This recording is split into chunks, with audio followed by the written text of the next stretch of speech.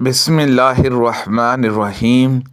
وہ حضرت عائشہ رضی اللہ عنہا کی خدمت میں آئے اور عرض کیا کہ ام المومنین، اگر کوئی شخص قربانی کا جانور کعبے میں بیچ دے اور خود اپنے شہر میں مقیم ہو اور جس کے ذریعے بیچے اسے اس کی وصیت کر دے کہ اس کے جانور کے گلے میں نشانی کے طور پر ایک کہلاوہ پہنا دیا جائے، تو کیا اس دن سے وہ اس وقت تک کے لیے محرم ہو جائے گا جب تک حاجی اپنا احرام نہ کھول لے؟ بیان کیا کہ اس پر میں نے پردے کے پیچھے ام المومنین کے اپنے ایک ہاتھ سے دوسرے ہاتھ پر مارنے کی آواز سنی اور انہوں نے کہا، میں خود نبی کریم صلی اللہ علیہ وسلم کے قربانی کے جانوروں کے کہلاوے باندھتی تھی۔ ان حضرت صلی اللہ علیہ وسلم اسے کعبہ بیچتے تھے، لیکن لوگوں کے واپس ہونے تک ان حضرت صلی اللہ علیہ وسلم پر کوئی چیز احرام نہیں ہوتی تھی جو ان کے گھر کے دوسرے لوگوں کے لیے حلال ہو۔ وہ سفر میں تھے، جب واپس آئے تو ان کے سامنے گوشت لایا گیا۔ کہا گیا کہ یہ ہماری قربانی کا گوشت ہے۔ حضرت ابو سعید رضی اللہ عنہ نے کہا کہ اسے ہٹاؤ، میں اسے نہیں چکھوں گا۔ حضرت ابو سعید رضی اللہ عنہ نے بیان کیا کہ پھر اٹھ گیا اور گھر سے باہر نکل کر اپنے بھائی حضرت ابو قتادہ رضی اللہ عنہ کے پاس آیا۔ وہ ماں کی طرف سے ان کے بھائی تھے اور بدر کی لڑائی میں شرکت کرنے والوں میں سے تھے۔ میں نے ان سے اس کا ذکر کیا اور انہوں نے کہا کہ تمہارے بعد حکم بدل گیا ہے۔ نبی کریم صلی اللہ علیہ وسلم نے فرمایا، جس نے تم میں سے قربانی کی تو تیسرے دن وہ اس حالت میں صبح کرے کہ اس کے گھر میں قربانی کے گوشت میں سے کچھ بھی باقی نہ ہو۔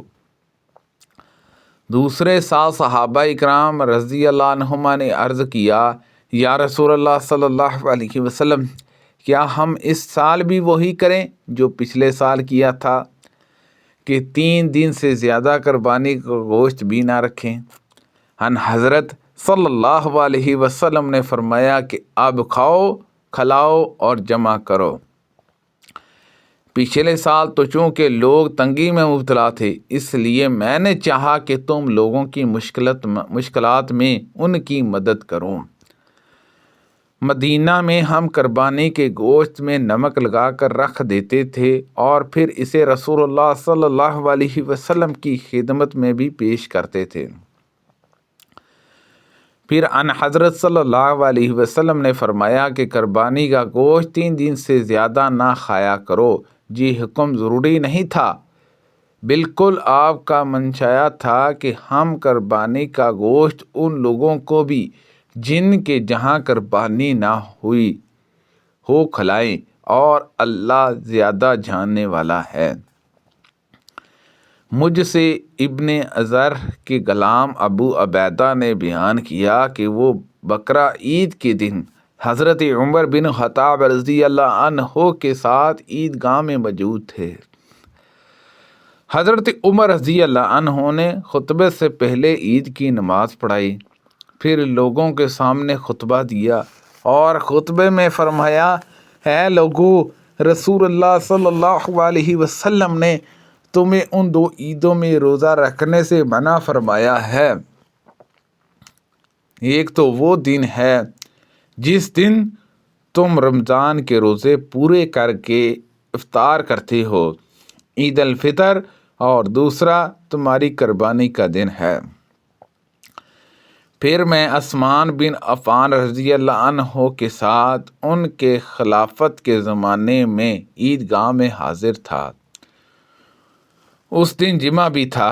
آپ نے خطبے سے پہلے نماز عید پڑھائی، پھر خطبہ دیا اور فرمایا، اے لوگو، آج کے دن تمہارے لیے 2 عیدیں جمع ہو گئی ہیں۔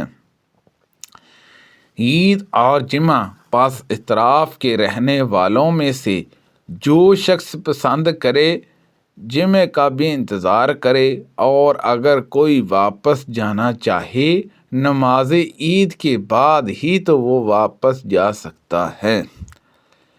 میں نے اسے اجازت دے دی ہے۔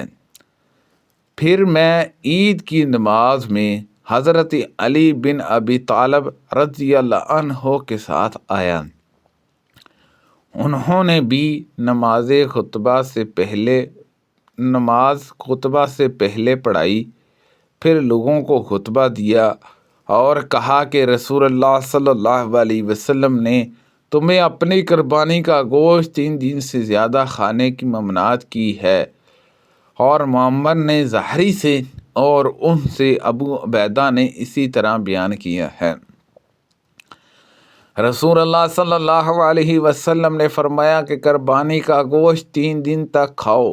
حضرت عبداللہ بن عمر رضی اللہ عنہما منع سے کوش کرتے وقت روٹی زیتون کے تیل سے کھاتے، کیونکہ وہ قربانی کے گوشت سے 3 دن کے بعد پرہیز کرتے تھے۔ رسول اللہ صلی اللہ علیہ وسلم نے فرمایا، جس نے دنیا میں شراب پی اور پھر اس نے توبہ نہیں کی تو آخرت میں وہ اس سے محروم رہے گا۔ جس رات رسول اللہ صلی اللہ علیہ وسلم کو معراج کرائی گئی تو آپ کو بیت المقدس کے شہر الجا میں شراب اور دودھ کے 2 پیالے پیش کیے گئے۔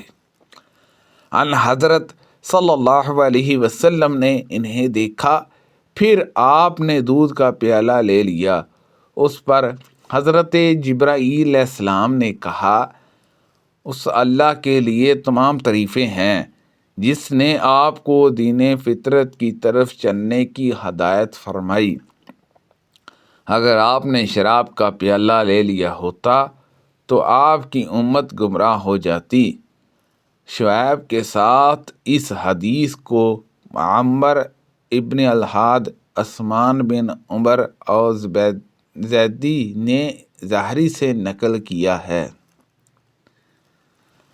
میں نے رسول اللہ صلی اللہ علیہ وسلم سے ایک حدیث سنی ہے جو تم سے اب میرے سوا کوئی اور نہیں بیان کرے گا، کیونکہ اب میرے سوا کوئی صحابی زندہ موجود نہیں رہا ہے۔ ان حضرت صلی اللہ علیہ وسلم نے قیامت کی نشانیوں میں سے یہ ہے کہ جہلیت غالب ہو جائے گی اور علم کم ہو جائے گا، زناکاری بڑھ جائے گی، شراب کثرت سے پی جانے لگے گی، عورتیں بہت ہو جائیں گی، یہاں تک کہ 50 عورتوں کی نگرانی کرنے والا صرف ایک ہی مرد رہ جائے گا۔ نبی کریم صلی اللہ علیہ وسلم نے فرمایا کہ کوئی شخص جب زنا کرتا ہے تو وہ عین زنا کرتے وقت وہ مومن نہیں ہوتا۔ اسی طرح جب کوئی شراب پیتا ہے تو عین شراب پیتے وقت وہ مومن نہیں ہوتا۔ اسی طرح جب چور چوری کرتا ہے تو اس وقت وہ مومن نہیں ہوتا۔ اور ابن شہاب نے بیان کیا، انہیں عبد المالک بن ابی بکر بن عبد الرحمن بن حارث بن ہاشم نے خبر دی۔ ان سے حضرت ابو بکر رضی اللہ عنہ نے بیان کرتے تھے، اور ان سے حضرت ابو ہریرہ رضی اللہ عنہ، پھر انہوں نے بیان کیا کہ حضرت ابو بکر بن عبد الرحمن حضرت ابو ہریرہ رضی اللہ عنہ کی حدیث میں امور مذکورہ کے ساتھ اتنا اور زیادہ کرتے تھے کہ کوئی شخص دن دہاڑے اگر کسی بڑی پونجی پر اس طور ڈاکہ ڈالتا کہ لوگ دیکھتے ہی رہ جاتے ہیں تو وہ مومن رہتے ہوئے یہ لوٹ مار نہیں کرتا۔ جب شراب حرام کی گئی تو انگور کی شراب مدینہ منورہ میں نہیں ملتی تھی۔ ہم سے یونس نے، ان سے ثابت بنانی نے اور ان سے حضرت انس رضی اللہ عنہ نے بیان کیا کہ جب شراب ہم پر حرام کی گئی تو ہم مدینہ منورہ میں انگور کی شراب بہت کم ملتی تھی۔ عام استعمال کی شراب کچی اور پکی کھجور سے تیار کی جاتی تھی۔ سبحان اللہ عز و جل۔ اللہ پاک سے دعا ہے کہ اللہ پاک ان حدیثوں پر عمل کرنے کی توفیق عطا فرمائے۔ کو پڑھنے میں غلطی کوتاہی ہو گئی ہو تو اللہ پاک معاف فرمائے۔ اللہ پاک ہم سب کو صحت و تندرستی عطا فرمائے۔ صدقہ جاریہ سے زیادہ لوگوں تک شیئر کیجیے۔ آمین بجاہ النبی الامین صلی اللہ علیہ وسلم۔